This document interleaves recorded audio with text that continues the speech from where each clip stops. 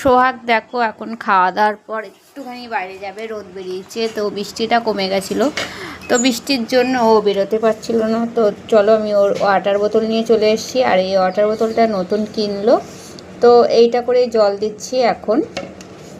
আর অন্য বোতলে দিলে কি বলতো গলায় আটকে যায়, আর এইটা কি বলতো ধরে টানলে ওর অল্প অল্প জলটা খায়, দেখো একাই ও খায়, আর অন্য বোতলে ও খেতে পারে না ভালো করে।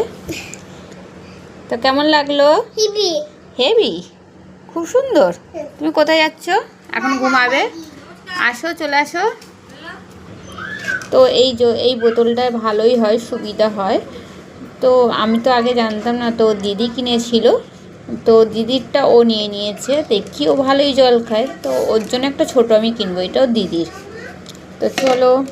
তো দেখো আমাদের এই মানে উঠোনের সামনেটা তো এত তুলসী গাছ বেরিয়েছে, মানে ভর্তি হয়ে গেছে চাঁদে, আর এগুলো কাটতেও আমার সত্যি মায়া লাগে, আর আমার শাশুড়ি মা কাটতেও দেবে না।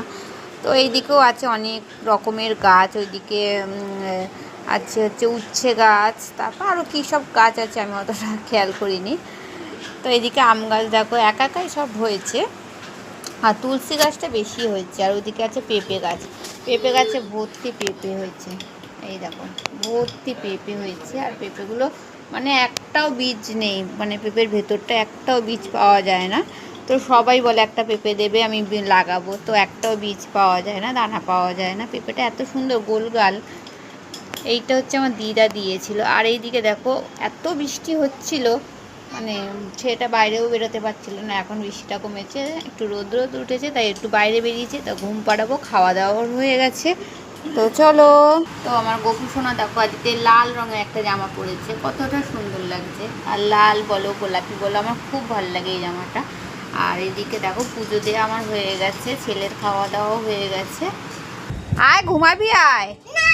কেন, কি করছিস তুই? ডাম বাজাচ্ছিস? এখন ডাম বাজানোর টাইম? চলো ঘুমাবে, চলো খাওয়া হয়ে গেছে।